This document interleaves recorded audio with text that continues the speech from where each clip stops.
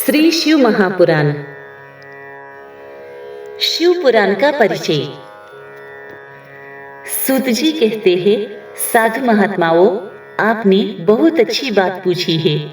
आपका यह प्रश्न तीनों लोगों का हित करने वाला है। मैं गुरुदेव व्यास का स्मरण करके आप लोगों के स्नेहवश इस विषय का वर्णन करूंगा। आप आदर पूर्वक सुने। सबसे उत्तम जो शिव पुराण है वह वेदांत का सार सर्वस्व है तथा वक्ता और श्रोता का समस्त पाप राशियों से उद्धार करने वाला है। इतना ही नहीं, वह परलोक में परमार्थ वस्तु को देने वाला है।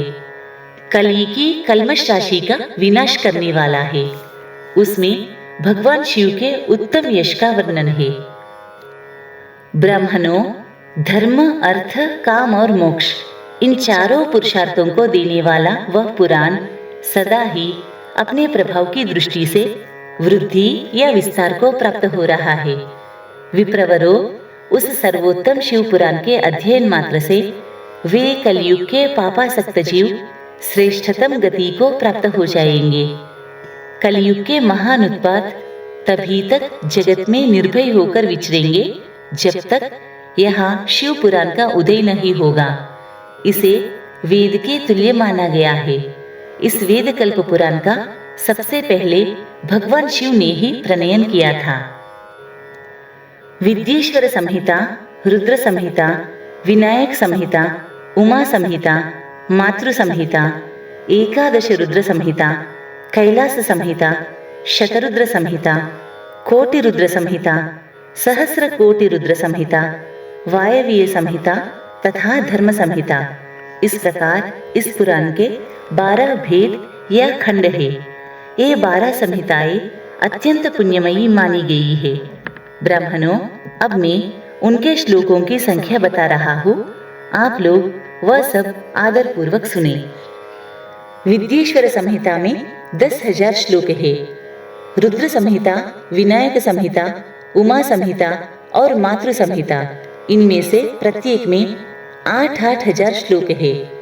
ब्राह्मणों, एकादश रुद्र संहिता में 13,000, कैलास संहिता में 6,000, शतरुद्र संहिता में 3,000, कोटि रुद्र संहिता में 9,000, सहस्र कोटि रुद्र संहिता में 11,000, वायवीय संहिता में 4,000 तथा धर्म संहिता में 12,000 श्लोक है।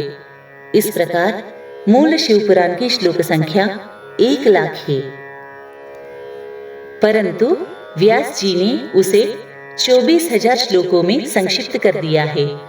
पुराणों की क्रम संख्या के विचार से इस शिव पुराण का स्थान चौथा है। इसमें 7 संहिताएं हैं।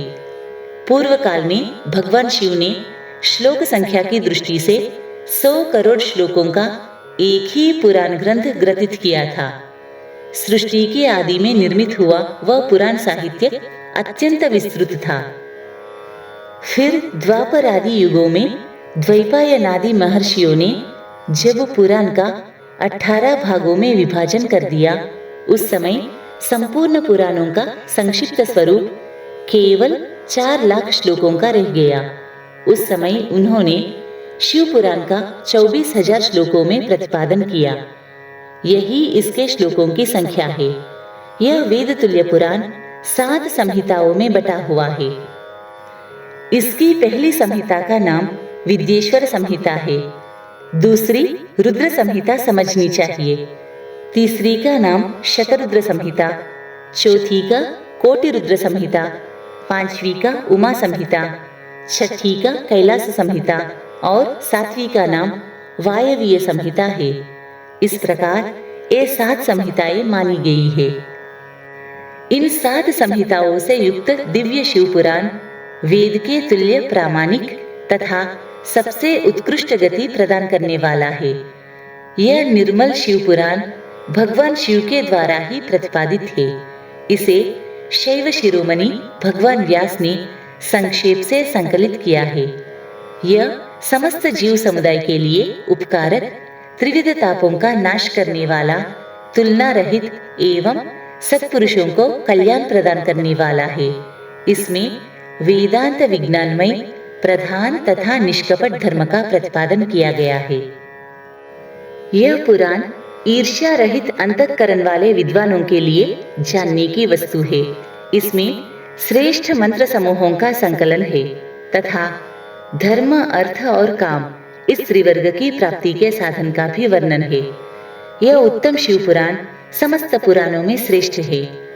वेद वेदांत में वेद्य रूप से विलसित परम वस्तु परमात्मा का इसमें गान किया गया है। जो बड़े आदर से इसे पढ़ता और सुनता है वह भगवान शिव का प्रिय होकर परम गति को प्राप्त कर लेता है।